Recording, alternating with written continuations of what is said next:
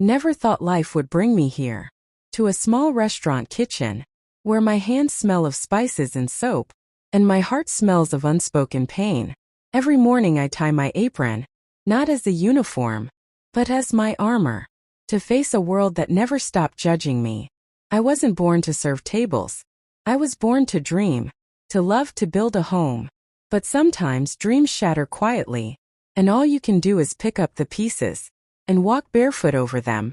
When my husband left, I had nothing, no savings, no family support, just a small child looking at me with hungry eyes.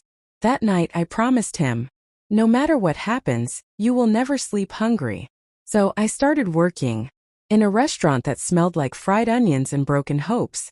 The manager didn't ask for my qualifications. He just asked, "Can you work hard?" And I said, "Yes, I can work harder than anyone." I cleaned tables, washed dishes, served people who barely noticed me. But every tip I earned, every coin I saved, felt like a step toward my child's future. At night when I reached home, my son would be waiting near the door, his little hands clapping, his smile brighter than any light in the world. He didn't know how tired I was. He just knew. His mother came home, and everything was okay. But inside me I carried silence, and a storm that never ended. Sometimes when I wiped the restaurant tables, I saw my reflection on the glass, a woman I could barely recognize.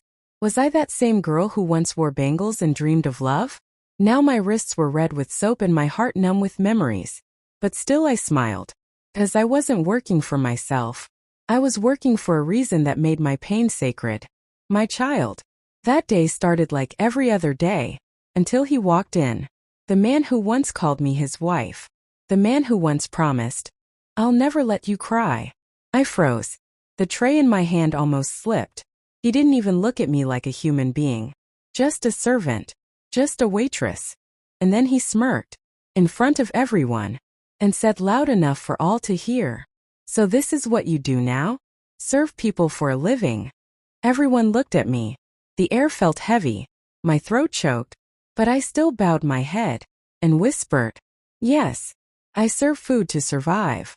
He laughed. He humiliated me. But I stayed silent. Because my dignity was not in my job. It was in my patience. That night when I reached home, I wiped my tears, kissed my son's forehead, and said to myself, he mocked me in front of everyone. But one day my child will make me proud in front of the world. That night, after he humiliated me in front of everyone, I sat on the edge of my bed for hours. The room was silent, but inside my chest a storm screamed. I wanted to cry, to scream out loud and ask, "Why? What did I do wrong?" But my son slept beside me, his small hand resting over mine, his breath calm, peaceful. I couldn't let my pain touch his dreams, so I swallowed my tears.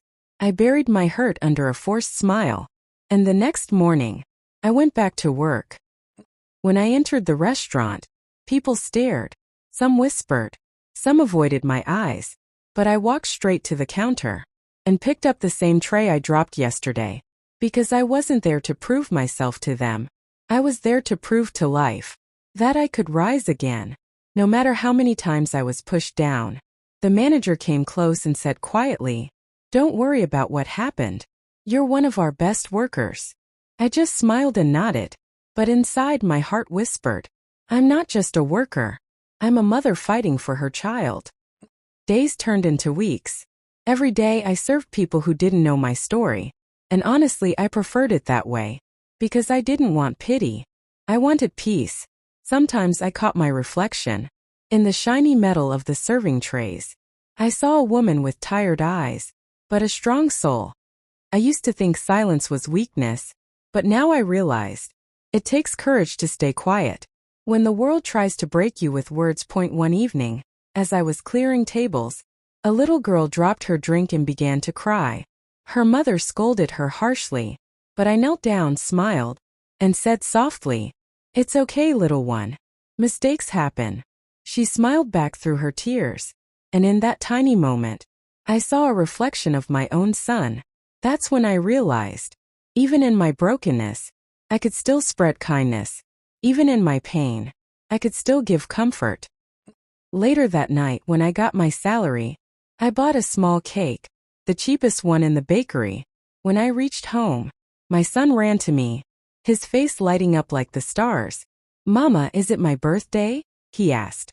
I smiled and said, "No, my love. It's just our celebration of survival." We cut the cake together, just the two of us, and I whispered silently. One evening, as I was clearing tables, a little girl dropped her drink and began to cry. Her mother scolded her harshly, but I knelt down, smiled, and said softly, "It's okay, little one. Mistakes happen." She smiled back through her tears, and in that tiny moment, I saw a reflection of my own son. That's when I realized, even in my brokenness, I could still spread kindness. Even in my pain, I could still give comfort. Later that night, when I got my salary, I bought a small cake, the cheapest one in the bakery. When I reached home, my son ran to me, his face lighting up like the stars. "Mama, is it my birthday?" he asked. I smiled and said, "No, my love. It's just our celebration of survival." We cut the cake together, just the two of us, and I whispered silently, "This is what happiness looks like, even if the world calls it small." But destiny wasn't done testing me yet, because the same man, the one who mocked me in the restaurant, was about to come back into my life, and this time, not with laughter, but with regret. Time moved on, but his words never left me. They echoed inside my heart every time I wiped a table, every time I smiled through exhaustion. Yet, instead of breaking me, his humiliation became my strength. I worked harder. I saved more. I dreamed bigger. For my son. For the life we both deserved. Years passed. My little boy was no longer little. He had grown tall, his school uniform neat, his eyes shining with dreams that were once mine. And I had become stronger, calmer, quieter. The same restaurant that once felt like a cage, now felt like home. The same people who pitied me once, now respected me, because I had never stopped working, never stopped smiling. One evening, as I was arranging plates on the counter, the door opened. I looked up, and my hands froze. It was him, the man who once mocked me in front of everyone. But this time, he wasn't laughing. His face looked tired, his eyes sunken, his clothes not as polished as before. He stood near the door, looking at me, hesitant, guilty, broken. For a moment, the memories of that night came rushing back. His laughter, his cruel words, the humiliation. But I stayed still, because time had done what my tears couldn't. It made me stronger, and it made him small. He walked closer and said softly, I didn't know where else to go. I didn't reply. I simply asked, "Would you like some water?" He looked down, ashamed. His voice trembled. I lost my business. Everyone left me. I have nothing. I watched him, this man who once called me useless, now standing in front of me, empty-handed, lonely, broken. Inside, 1,000 emotions clashed. Pain, anger, pity. But above them all was peace. Because I had already forgiven him, long before he even asked. I pointed toward an empty chair and said, "Sit. I'll bring you something to eat." As I walked away, I felt tears well up, not of sadness, but of realization. Life has a strange way of returning everything we give. Pain, kindness, cruelty, or love. He had given me humiliation, and life gave him humility. When I placed the plate before him, he looked at me with watery eyes and whispered, "I'm sorry." I smiled gently and said, "It's okay. You taught me the hardest lesson, how to stand alone." He lowered his head, and for the first time, I saw regret heavier than pride. That night, as I locked the restaurant and walked home, the wind felt softer. I looked up at the sky and whispered, "God, thank you. You didn't punish him. You just showed him what life feels like without love." When I reached home, my son was waiting. He hugged me and said, "Mama, when I grow up, I'll build a restaurant for you, where you'll never have to serve anyone again." And I smiled, because that one sentence washed away years of pain. But life was not done with its lessons yet, because one day, Fate brought both of them, my son and that man, face to face. And that meeting changed everything. Days went by after that night. He never returned to the restaurant, and I thought that chapter was finally closed. But fate has its own way of reopening wounds you thought were healed. It was a bright Sunday morning. The restaurant was closed, and I was home preparing breakfast for my son. He was now in college, a young man full of dreams, full of questions. He had always asked me about his father, and every time, I told him just one thing: your father couldn't stay. But that doesn't mean you should stop loving life. I never poisoned his heart with hatred, because I knew bitterness can destroy generations. That day, as I was making tea, my phone rang. It was the restaurant manager. He sounded uneasy. He said, "There's a man here asking for you. He says, he's your husband." My heart skipped a beat. I looked at my son, and for a moment, I didn't know what to say. He noticed my silence and asked, "Mama, who is it?" I took a deep breath and said softly, "It's someone from my past, my love." He smiled and said, "Then let's face it together." When we reached the restaurant, he was sitting there. The man who once humiliated me.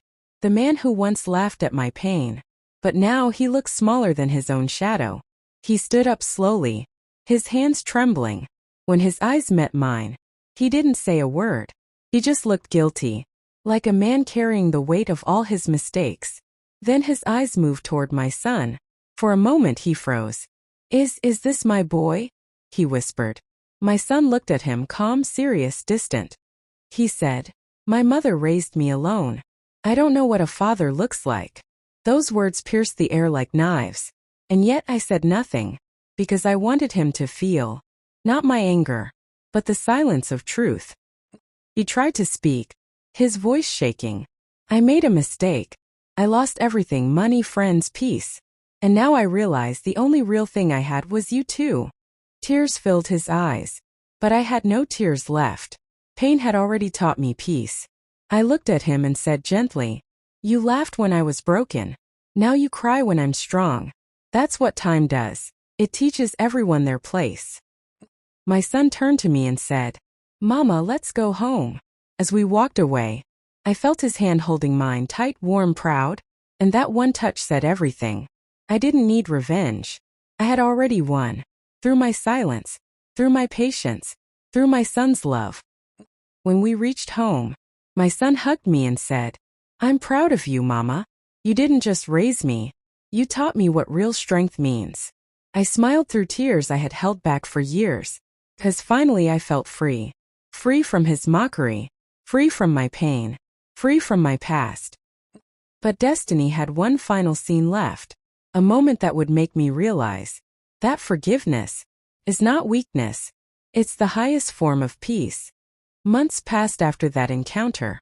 I thought I would never see him again. But life, it doesn't forget the unfinished chapters. One evening, as I was closing the restaurant, a stranger came running toward me. He was breathless, his eyes worried. "Madam," he said, "there's a man outside the hospital. He gave your name. He said you're the only one who would come." For a moment I couldn't move. Somehow I already knew who it was. I took a deep breath, looked up at the night sky, and whispered, "God, give me strength." When I reached the hospital, I saw him lying there, weak, pale, almost unrecognizable. The man who once stood tall with pride was now broken by time and regret. He looked at me with tired eyes, and for the first time in years, I saw fear. Not of death, but of dying without forgiveness. He tried to speak, his voice trembling. I came to say sorry. I never realized how much you suffered because of me." I stood beside his bed silently. Memories flooded back. His laughter, his insults, the day he mocked me in front of strangers. But strangely, I didn't feel anger anymore. Only peace. I took his hand gently and said, "You don't have to explain. Life already showed you what I felt. I don't hate you. I just forgave you a long time ago." He looked at me with teary eyes. "After everything I did, you still forgive me?" I smiled softly, because forgiveness doesn't make you weak. sets you free. You mocked me once, but I rose again. I built a life without you. And today I stand here not out of revenge, but out of peace. A single tear slipped from his eye, and in that moment, I saw something I had never seen before, the truth in his regret. A few days later, he passed away quietly. No noise, no drama, just silence. When I stood near his grave, I didn't cry, because this time, my heart wasn't heavy. It was light, as if all the pain had finally left with him. Whispered softly, rest in peace. You taught me pain, but also the meaning of strength. That night I came home to my son. He saw the calm on my face and asked, Mama, are you okay? I smiled and said, yes, my child. Sometimes, peace doesn't come from justice. It comes from letting go. He hugged me tightly and said, you're the bravest woman I know. And as I looked into his eyes, I realized I had won the quietest battle of all, the battle within myself. I wiped my tears and served food, while he mocked me in front of all. But today I stand proud, not because I proved him wrong, but because I proved myself right. Life didn't give me luxury, it gave me lessons. It didn't give me comfort, it gave me courage. And in that courage, I found my true worth. Broken heart. Sometimes silence becomes the loudest answer, and forgiveness becomes the final victory. Rose, if this story touched your heart, subscribe to my Heart Talks, where every story speaks the truth of a silent soul.